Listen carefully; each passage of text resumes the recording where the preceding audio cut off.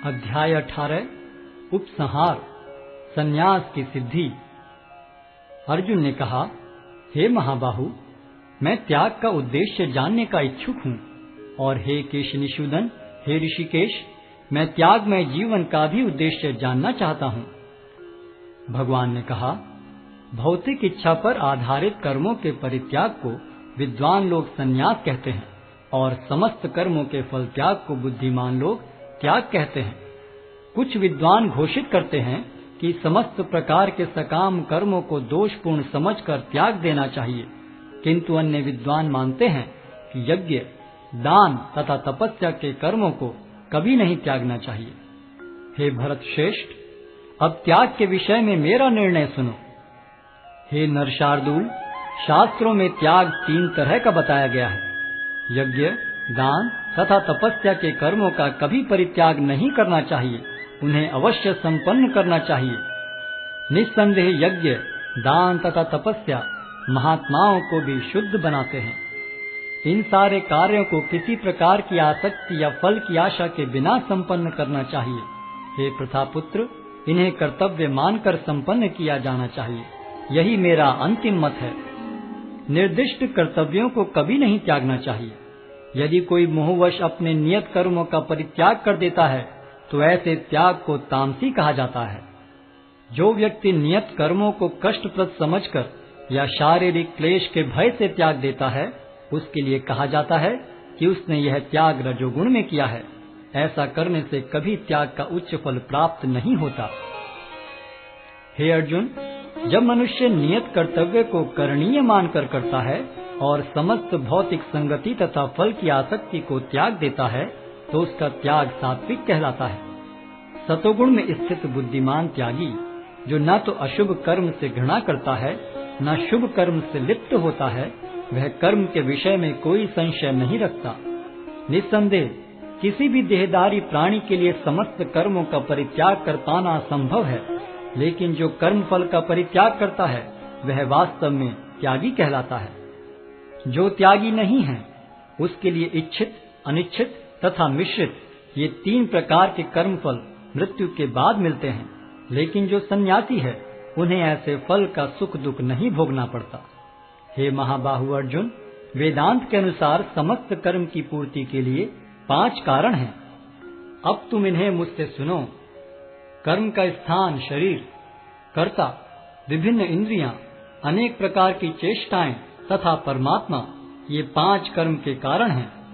मनुष्य अपने शरीर, मन या वाणी से जो भी उचित या अनुचित कर्म करता है, वह इन 5 कारणों के फलस्वरूप होता है। अतएव जो इन 5 कारणों को न मानकर अपने आप को ही एकमात्र कर्ता मानता है, वह निश्चय ही बहुत बुद्धिमान नहीं होता और वस्तुओं को सही रूप में नहीं देख सकता। जो मिथ्या अहंकार से प्रेरित नहीं है, जिसकी बुद्धि बंधी नहीं है, वह इस संसार में मनुष्यों को मारता हुआ भी नहीं मारता, न ही वह अपने कर्मों से बंधा होता है। ज्ञान, ज्ञेय तथा ज्ञाता, ये तीनों कर्म को प्रेरणा देने वाले कारण हैं। इंद्रियां, कर्म तथा कर्ता, ये 3 कर्म के संघटक हैं। प्रकृति के 3 गुणों के अनुसार ही ज्ञान, कर्म तथा कर्ता के 3 भेद हैं। अब तुम मुझसे इन्हें सुनो। जिस ज्ञान से अनंत रूपों में विभक्त सारे जीवों में एक ही अविभक्त आध्यात्मिक प्रकृति देखी जाती है, उसे ही तुम सात्विक जानो। जिस ज्ञान से कोई मनुष्य विभिन्न शरीरों में भिन्न भिन्न प्रकार का जीव देखता है, उसे तुम राजसी जानो। और वह ज्ञान जिससे मनुष्य किसी एक प्रकार के कार्य को, जो अति तुच्छ है, सब कुछ मानकर सत्य को जाने बिना उसमें लिप्त रहता है, तामसी कहा जाता है। जो कर्म नियमित है और जो आसक्ति, राग या द्वेष से रहित कर्मफल की चाह के बिना किया जाता है, वह सात्विक कहलाता है। लेकिन जो कार्य अपनी इच्छा पूर्ति के निमित्त प्रयास पूर्वक एवं मिथ्य अहंकार के भाव से किया जाता है, वह रजोगुणी कहा जाता है। जो कर्म मोहवश शास्त्रीय आदेशों की अवहेलना करके तथा भावी बंधन की परवाह किए बिना या हिंसा अथवा अन्यों को दुख पहुंचाने के लिए किया जाता है, वह तामसी कहलाता है।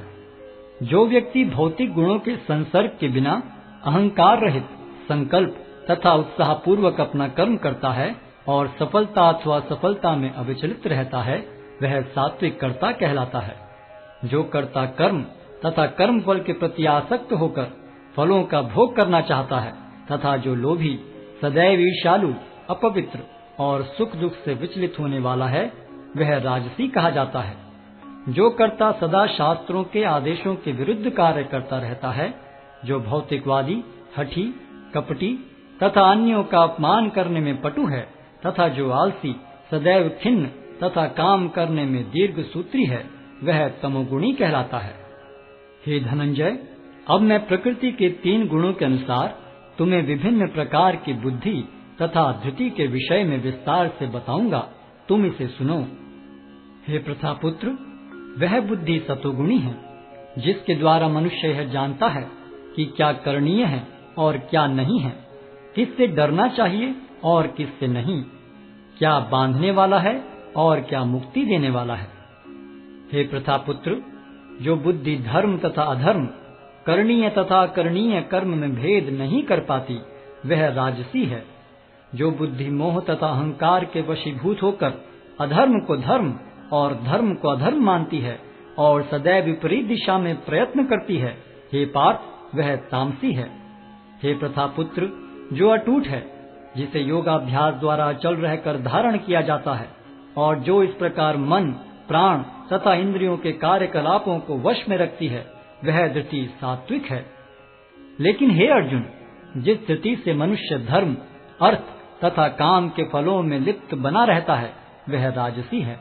हे पार्थ, जो धृति स्वप्न, भय, शोक, विषाद तथा मोह के परे नहीं जाती, ऐसी दुर्बुद्धिपूर्ण धृति तामसी है। हे भरत श्रेष्ठ, अब मुझसे 3 प्रकार के सुखों के विषय में सुनो, जिनके द्वारा बद्ध जीव भोग करता है और जिसके द्वारा कभी कभी दुखों का अंत हो जाता है। जो प्रारंभ में विष जैसा लगता है, लेकिन अंत में अमृत के समान है, और जो मनुष्य में आत्म साक्षात्कार जगाता है, वह सात्विक सुख कहलाता है। जो सुख इंद्रियों द्वारा उनके विषयों के संसर्ग से प्राप्त होता है और जो प्रारंभ में अमृत तुल्य तथा अंत में विष तुल्य लगता है, वह रजोगुणी कहलाता है। तथा जो सुख आत्म साक्षात्कार के प्रति अंधा है, जो प्रारंभ से लेकर अंत तक मोहकारक है और जो निद्रा, आलस्य तथा मोह से उत्पन्न होता है, वह तामसी कहलाता है। इस लोक में, स्वर्ग लोकों में या देवताओं के मध्य में कोई भी ऐसा व्यक्ति विद्यमान नहीं है जो प्रकृति के 3 गुणों से मुक्त हो। हे परंतप, ब्राह्मणों, क्षत्रियों, वैश्यों तथा शूद्रों में प्रकृति के गुणों के अनुसार उनके स्वभाव द्वारा उत्पन्न गुणों के द्वारा भेद किया जाता है। शांति प्रियता, आत्मसंयम, तपस्या, पवित्रता, सहिष्णुता, सत्यनिष्ठा, ज्ञान, विज्ञान तथा धार्मिकता, ये सारे स्वाभाविक गुण हैं जिनके द्वारा ब्राह्मण कर्म करते हैं। वीरता, शक्ति, संकल्प, दक्षता, युद्ध में धैर्य, उदारता तथा नेतृत्व, ये क्षत्रियों के स्वाभाविक गुण हैं। कृषि करना, गोरक्षा तथा व्यापार वैश्यों के स्वाभाविक कर्म हैं और शूद्रों का कर्म श्रम तथा अन्यों की सेवा करना है। अपने अपने कर्म के गुणों का पालन करते हुए प्रत्येक व्यक्ति सिद्ध हो सकता है। अब तुम मुझसे सुनो कि यह किस प्रकार किया जा सकता है। जो सभी प्राणियों का उद्गम है और सर्वव्यापी है, उस भगवान की उपासना करके मनुष्य अपना कर्म करते हुए पूर्णता प्राप्त कर सकता है।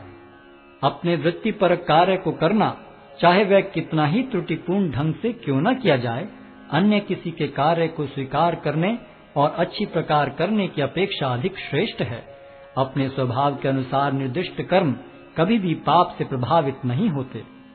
प्रत्येक उद्योग किसी न किसी दोष से आवृत होता है, जिस प्रकार अग्नि धुएं से आवृत रहती है। अतएव हे कुंती पुत्र, मनुष्य को चाहिए कि स्वभाव से उत्पन्न कर्म को, भले ही वह दोषपूर्ण क्यों न हो, कभी त्यागे नहीं।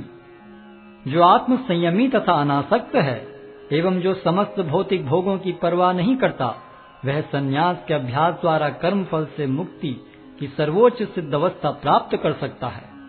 हे कुंती पुत्र, जिस तरह इस सिद्धि को प्राप्त हुआ व्यक्ति परम सिद्धावस्था अर्थात ब्रह्म को सर्वोच्च ज्ञान की अवस्था है प्राप्त करता है, उसका मैं संक्षेप में तुमसे वर्णन करूंगा, उसे तुम जानो।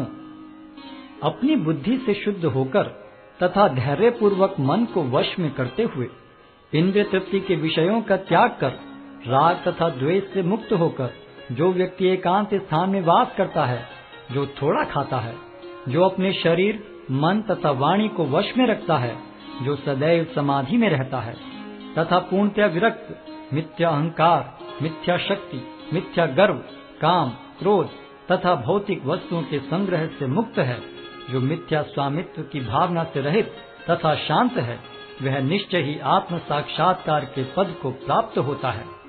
इस प्रकार जो दिव्य पद पर स्थित है, वह तुरंत पर ब्रह्म का अनुभव करता है और पूर्णतया प्रसन्न हो जाता है। वह न तो कभी शोक करता है, न किसी वस्तु की कामना करता है। वह प्रत्येक जीव पर संभाव रखता है। उस अवस्था में वह मेरी शुद्ध भक्ति को प्राप्त करता है। केवल भक्ति से मुझ भगवान को यथारूप में जाना जा सकता है। जब मनुष्य ऐसी भक्ति से मेरे पूर्ण भावनामृत में होता है, तो वह वैकुंठ जगत में प्रवेश कर सकता है।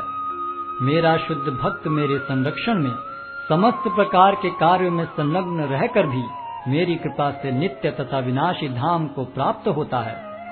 सारे कार्यों के लिए मुझ पर निर्भर रहो और मेरे संरक्षण में सदा कर्म करो। ऐसी भक्ति में मेरे प्रति पूर्णतया सचेत रहो। यदि तुम मुझसे भावना भावित होगे, तो मेरी कृपा से तुम बद्ध जीवन के सारे अवरोधों को लांघ जाओगे।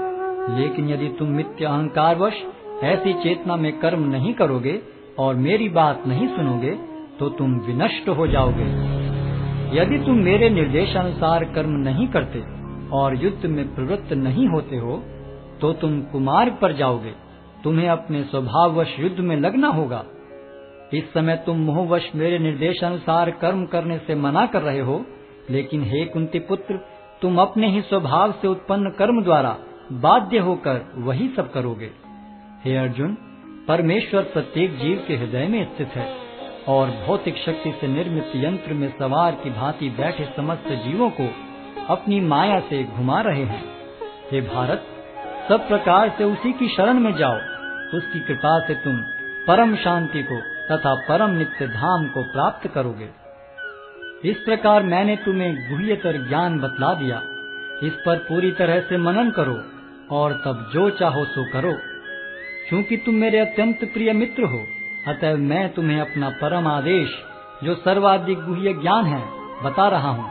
इसे अपने हित के लिए सुनो। सदैव मेरा चिंतन करो, मेरे भक्त बनो, मेरी पूजा करो और मुझे नमस्कार करो। इस प्रकार तुम निश्चित रूप से मेरे पास आओगे। मैं तुम्हें वचन देता हूँ, क्योंकि तुम मेरे परम प्रिय मित्र हो। समस्त प्रकार के धर्मों का परित्याग करो और मेरी शरण में आओ। मैं समस्त पापों से तुम्हारा उद्धार कर दूंगा। डरो मत। यह गुह्य ज्ञान उनको कभी भी न बताया जाए जो न तो संयमी है, न एकनिष्ठ, न भक्ति में रत है, न ही उसे जो मुझसे द्वेष करता है। जो व्यक्ति भक्तों को यह परम रहस्य बताता है, वह शुद्ध भक्ति को प्राप्त करेगा और अंत में वह मेरे पास वापस आएगा। इस संसार में उसकी अपेक्षा कोई अन्य सेवक न तो मुझे अधिक प्रिय है और न कभी होगा। और मैं घोषित करता हूँ कि जो हमारे इस पवित्र संवाद का अध्ययन करता है, वह अपनी बुद्धि से मेरी पूजा करता है, और जो श्रद्धा समेत तथा द्वेष रहित होकर इसे सुनता है, वह सारे पापों से मुक्त हो जाता है और उन शुभ लोकों को प्राप्त होता है जहाँ पुण्य आत्माएं निवास करती हैं। हे प्रथापुत्र, हे धनंजय, क्या तुमने इसे एकाग्र चित्त होकर सुना? और क्या अब तुम्हारा ज्ञान तथा मोह दूर हो गया है? अर्जुन ने कहा, हे कृष्ण, हे अच्युत, अब मेरा मोह दूर हो गया। आपके अनुग्रह से मुझे मेरी स्मरण शक्ति वापस मिल गई। अब मैं संशय रहित तथा दृढ़ हूँ और आपके आदेशानुसार कर्म करने के लिए उद्यत हूँ। संजय ने कहा, इस प्रकार मैंने कृष्ण तथा अर्जुन, इन दोनों महापुरुषों की वार्ता सुनी, और यह संदेश इतना अद्भुत है कि मेरे शरीर में रोमांच हो रहा है। व्यास की कृपा से मैंने ये परम गुह्य बातें साक्षात योगेश्वर कृष्ण के मुख से अर्जुन के प्रति कही जाती हुई सुनी। हे राजन, जब मैं कृष्ण तथा अर्जुन के मध्य हुई इस आश्चर्यजनक तथा पवित्र वार्ता का बारंबार स्मरण करता हूँ, तो प्रतिक्षण आह्लाद से गदगद हो उठता हूँ। हे राजन, भगवान कृष्ण के अद्भुत रूप का स्मरण करते ही मैं अधिकाधिक आश्चर्यचकित होता हूँ और पुनः पुनः हर्षित होता हूँ। जहाँ योगेश्वर कृष्ण हैं और जहाँ परम धनुर्धर अर्जुन हैं, वहीं ऐश्वर्य, विजय, अलौकिक शक्ति तथा नीति भी निश्चित रूप से रहती है, ऐसा मेरा मत है। हरे कृष्ण कृष्ण कृष्ण हरे हरे, हरे राम राम राम हरे हरे। हरे कृष्ण कृष्ण कृष्ण हरे हरे, हरे राम राम राम हरे हरे।